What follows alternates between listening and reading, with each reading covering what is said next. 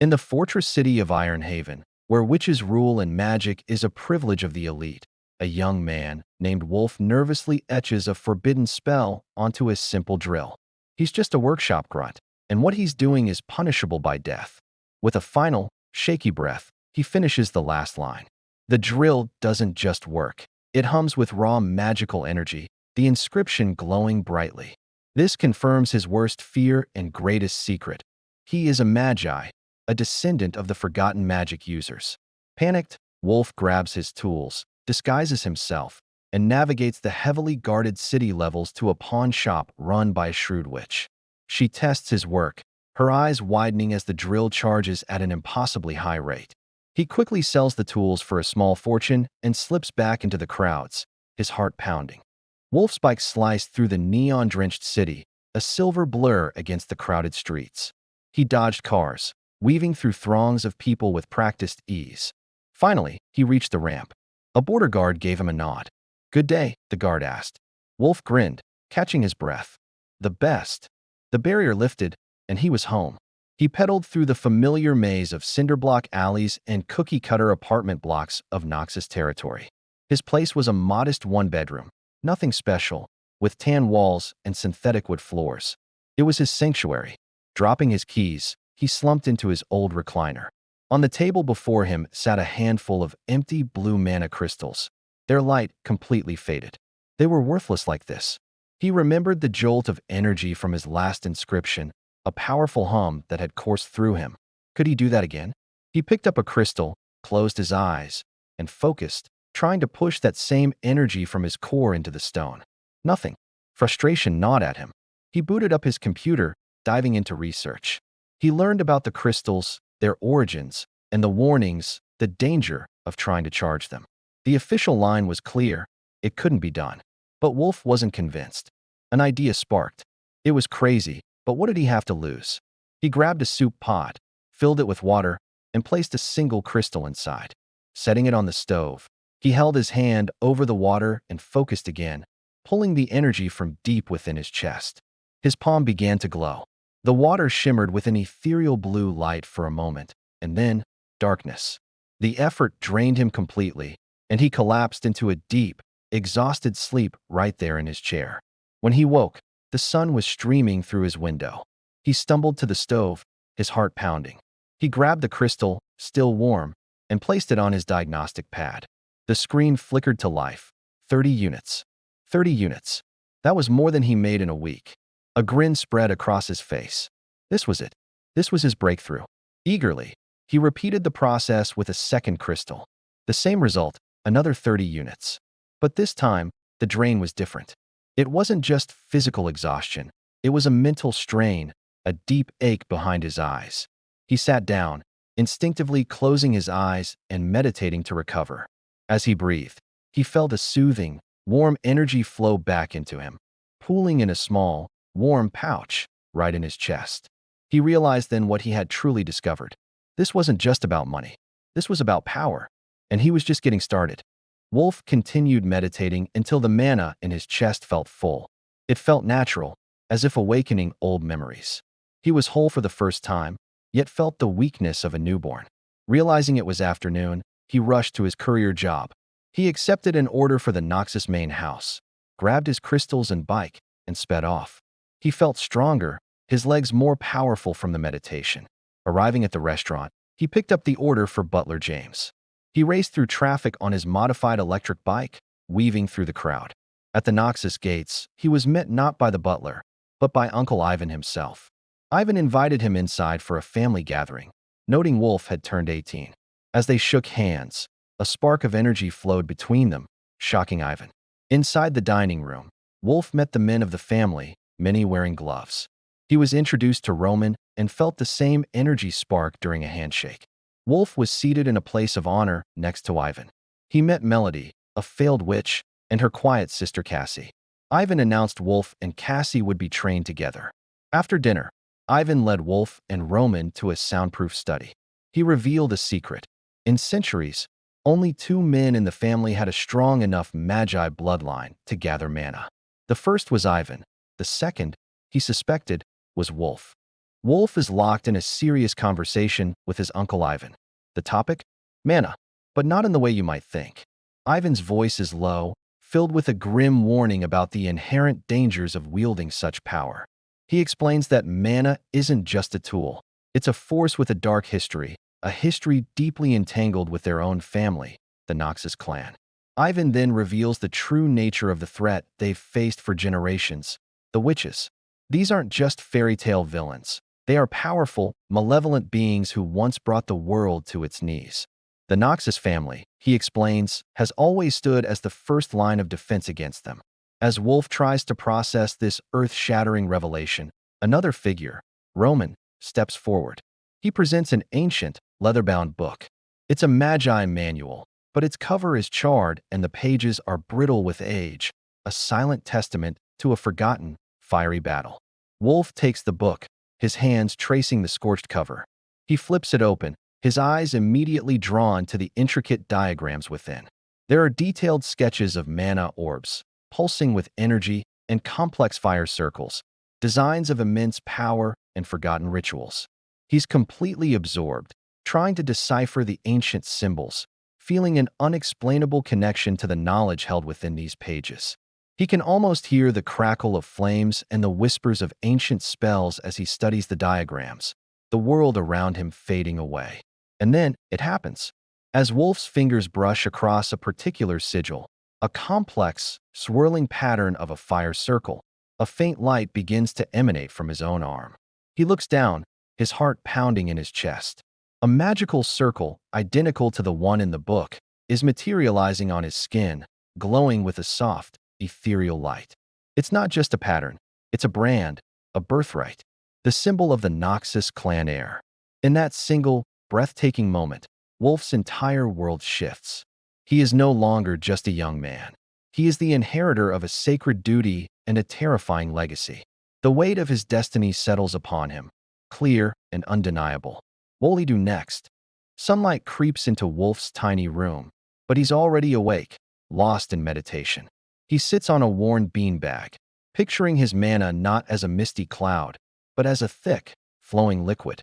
All night, he's been mentally pouring it into a sack, stretching its limits, pushing to expand his capacity. This is his new reality, a constant, quiet struggle for power before the day even begins. The scent of bacon and coffee pulls him from his trance. Roman appears at his door, a grin on his face. Time for breakfast, kid. Welcome to the family. He leads Wolf through a maze of corridors, past people hustling and bustling with purpose. The compound is alive, a buzzing hive of activity. They enter a vast hall, the sound of chatter and clinking cutlery filling the air. It's overwhelming, a world away from his solitary life. At a large table, an older woman with sharp, intelligent eyes beckons them over. Roman, is this the boy? Elder Maria. Her gaze is piercing. She gestures towards a quiet girl at the end of the table. That's my Cassie. She might seem reserved, but there's more to her than meets the eye. A hidden fire. Roman and Maria then turn their attention to Wolf, their tones dropping to a serious whisper. They speak of the academy, an institution forged in the wastelands. It's not just a school, it's a crucible. The witches play for keeps, Roman warns. They're ruthless. Who you choose as your partner there will define your survival. Later, in a quiet, sunlit office, Roman stands before Wolf. The world isn't ready for a magi to walk openly among them. You need a disguise. He teaches Wolf a complex incantation, a spell to conceal his true nature. Wolf focuses, drawing on the mana he'd cultivated all morning. He speaks the words, feeling a warmth spread across his chest.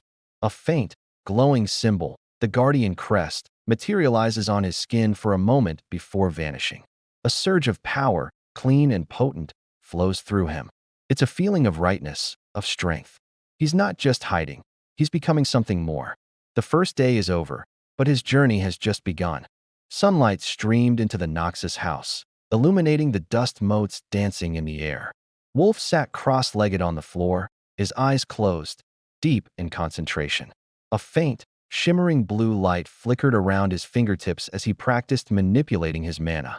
The energy swirled, sometimes stable, sometimes erratic, a testament to his focused effort.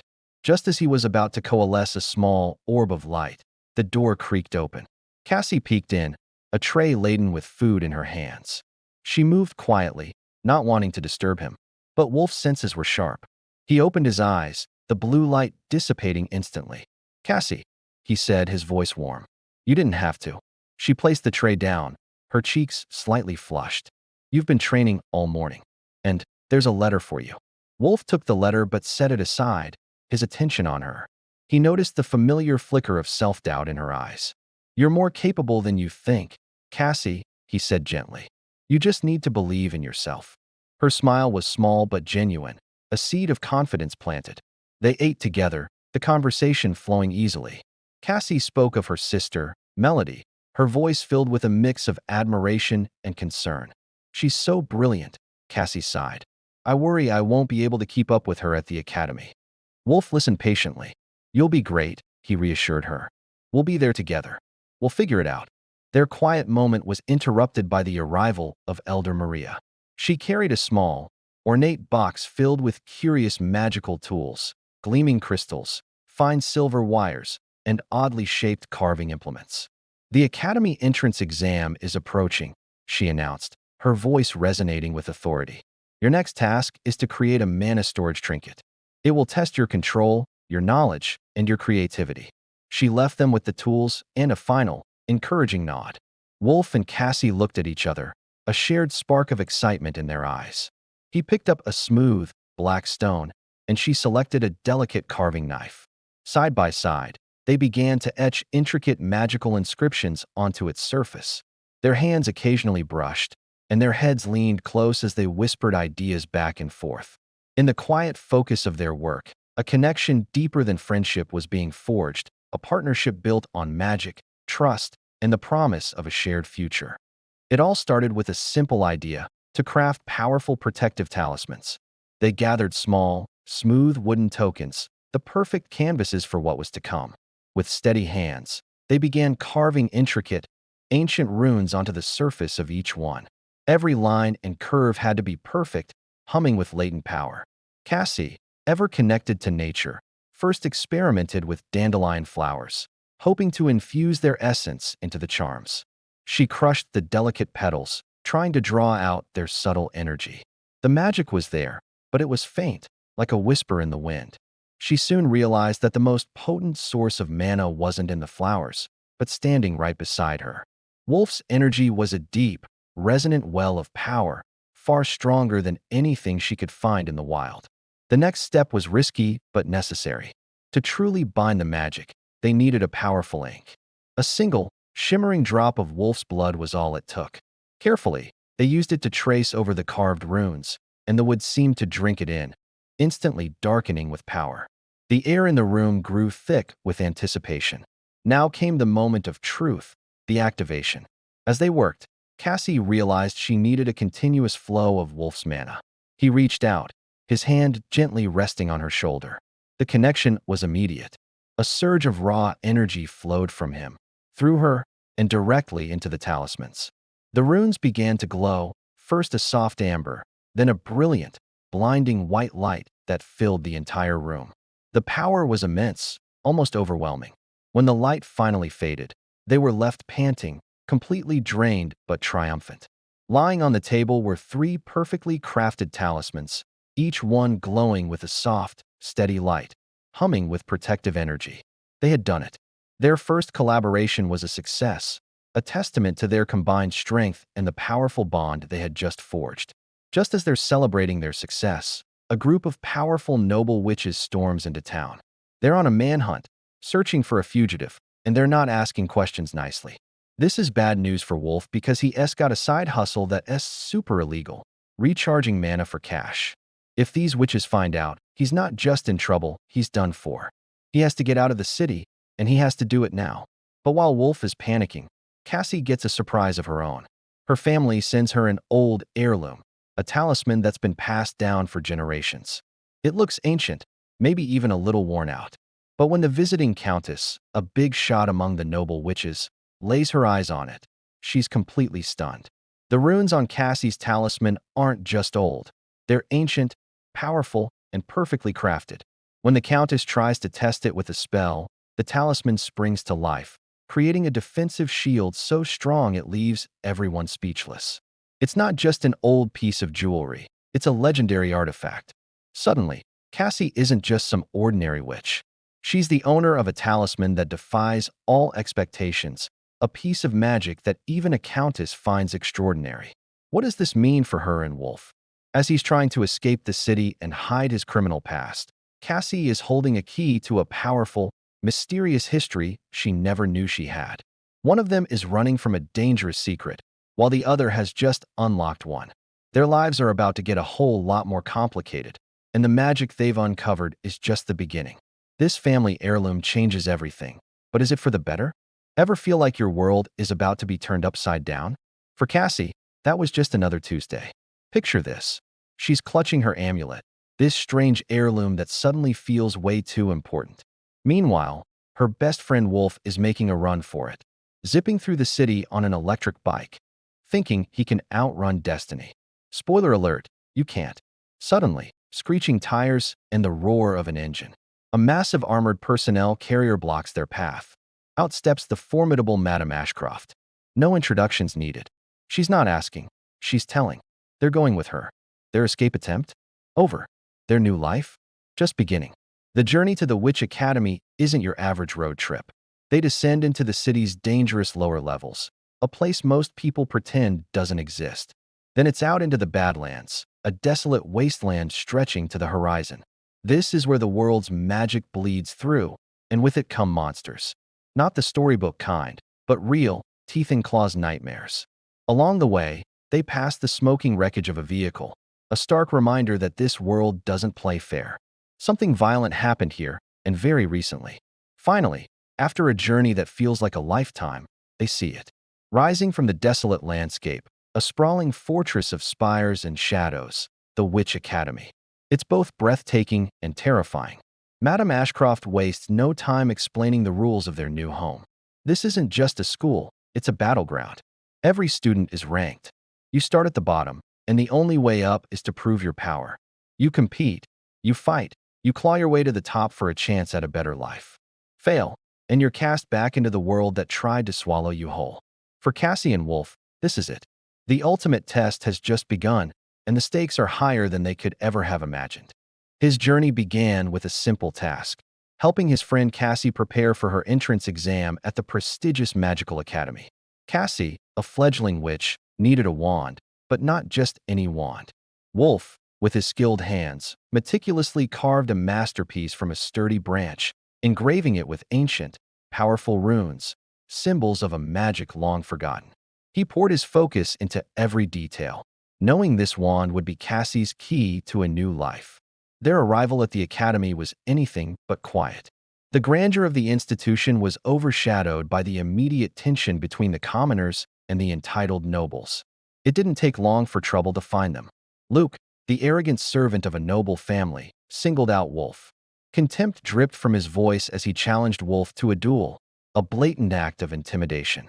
Luke was confident, his strength amplified by a magical amulet gleaming on his chest. He expected an easy victory against a mere commoner. But Wolf was no ordinary commoner. He had grown up on the streets, where survival depended on wits and grit, not fancy training. The duel began. Luke lunged forward with practiced, powerful strikes, each blow meant to crush his opponent. Wolf, however, was a blur of motion. He dodged and weaved, using his agility to evade Luke's brute force. The crowd of students watched, stunned by the display. Wolf wasn't just defending. He was analyzing, waiting for the perfect moment. He saw his opening. As Luke overextended on a powerful punch, Wolf ducked under his arm, his body coiling like a spring. In a single, fluid motion, he launched into a spinning kick, a move born from countless street brawls. His foot connected squarely with Luke's jaw. The impact sent the noble's servant crashing to the ground, his strength-enhancing amulet rendered useless against pure, unadulterated skill. Just as the crowd gasped, a wave of magical energy erupted from the sidelines. Luke's sister, Krista, had intervened, her face a mask of fury and shock. The duel was over, but for Wolf, the real test had just begun. He had won the fight, But in doing so, he had drawn the attention of those who would stop at nothing to uncover the secrets he desperately needed to keep hidden. The whispers followed Wolf long after the match. He'd defeated the Abilene twins, a feat no one thought possible, and now he was paying the price in unwanted attention. Tugging his sleeve down over the intricate tattoo on his arm, he followed the academy instructor through opulent halls. This place was less like a school and more like a palace. The instructor explained the rigid hierarchy, the elite students, the staff, and the unspoken rules that governed them all. Wolf was led to a suite that was bigger than his entire old apartment, a stark contrast to the life he once knew. This was the staff dormitory, a gilded cage for those who served the academy's powerful student body. He barely had time to take it all in before a sharp knock echoed on his door. Standing there was Kara, the student council president, her expression unreadable. Beside her stood a towering figure named Merc, whose presence seemed to suck the very air out of the room. They were here to brief him on his new duties. But the conversation quickly took a dark turn. Merc spoke of the incident, a hushed-up tragedy involving a cursed school bus and the subsequent ban on all personal servants within the academy walls. It was a warning, a chilling piece of history that explained the tension hanging in the air. Later, Merc escorted Wolf to the Class A cafeteria. The moment they stepped inside, a hush fell over the room. All eyes were on Wolf, the newcomer who had shaken up the established order. Then, a familiar voice cut through the silence. It was Cassie, looking just as surprised to see him as he was to see her.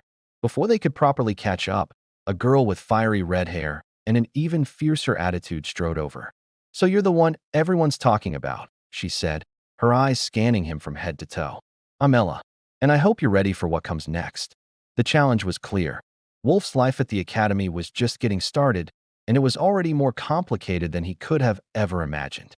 Another beautiful morning at the Magic Academy, and it's a big day for Cassie and Ella.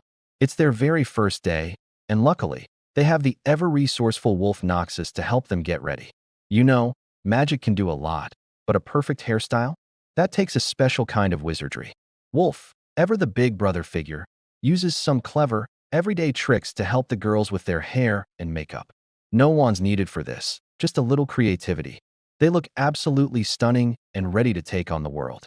With everyone looking their best, it's off to the grand auditorium for the entrance exams. The atmosphere is buzzing with excitement and a little bit of nervous energy. The stern but fair headmistress watches over the proceedings, her eyes missing nothing. One by one, new students step up to show their magical potential. Then, it's Cassie's turn. She takes a deep breath, grips her brand new wand, and a hush falls over the crowd. Suddenly, an incredibly powerful aura erupts from her, shimmering and pulsing with raw energy.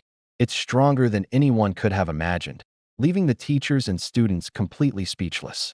The power flowing from her new wand is simply off the charts. The exams conclude, and the results are announced. As expected, Cassie and Ella, along with other top students, are placed into the prestigious elite Class A. It's the start of an amazing journey for them. Meanwhile, Wolf gets his own assignment. He officially receives his staff duties and equipment, ready to support the students and the academy in his own unique way. Our protagonist, Wolf, is the newest staff member, and his first task is grabbing supplies. Right away, he notices something's off. The school store is full of insanely expensive gear, but strangely, no armor. It's almost like the school wants students to get into fights, but also wants to profit from their healing potions. A clever, if not slightly sinister, business model, right? Wolf heads to the Class A cafeteria, a place buzzing with energy.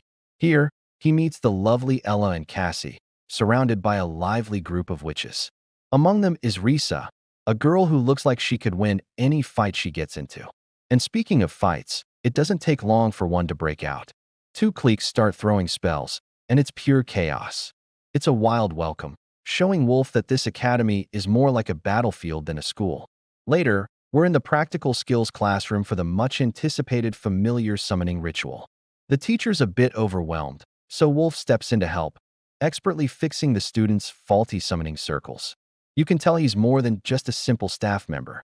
As the students begin their chants, all sorts of familiars start popping up. We see a jiggly slime, a huge, fluffy dog, and even a grumpy-looking goblin. It's a magical menagerie. But then, things take a dramatic turn. It's Ella and Cassie's turn to summon. Their ritual spirals out of control, creating a massive vortex of magical energy. This surge starts draining Wolf's own hidden mana reserves at an alarming rate. Before he can react, the raw power from their combined circles lashes out and yanks him right into the center of their summoning. For Wolf, this wasn't just a feeling, it was a terrifying reality.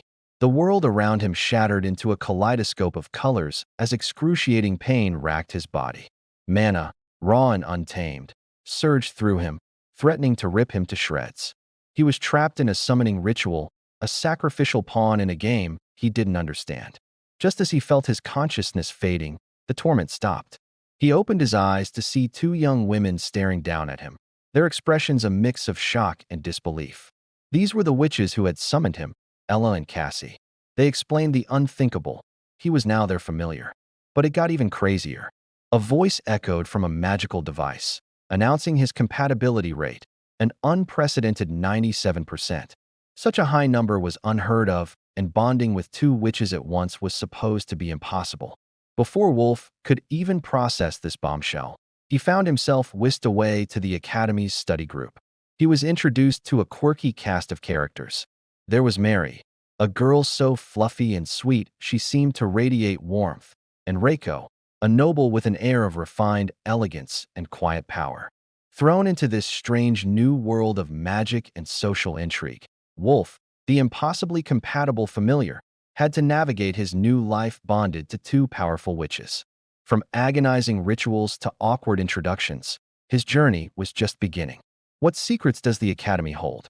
And what does it truly mean to have a 97% compatibility with not one, but two masters? The magical world is full of mysteries, and Wolf is about to uncover them all. Back in his room, Wolf could finally meditate, or at least try to. The events of the day and the two witches he was bonded to kept circling in his mind, breaking his concentration so badly that he was struggling to maintain the even pressure that was needed to cause a change in his mana pouch. Still, Wolf couldn't shake the feeling that something was going to happen tomorrow. He had finished his meditation for the evening and was just getting settled into bed when there was a knock at his door. He cracked it open to see who was visiting him so late at night. In a pajama-clad Ella snuck past him and closed the door behind her. I was talking to Cassie, getting to know her since we now share a lifelong bond, when she let slip a very interesting detail. It seems her aura stabilized just by holding your hand and the aura wand you carved. She whispered. She also told me just how good it felt when you held her while she worked on spell circles. Ella smirked. Wolf only smiled for a second, then opened his arms. I can hold you and make you feel good as well. In fact, with our bond as a magic user and familiar, you could say that is my duty. Ella began drawing mana from him and integrating it into her aura.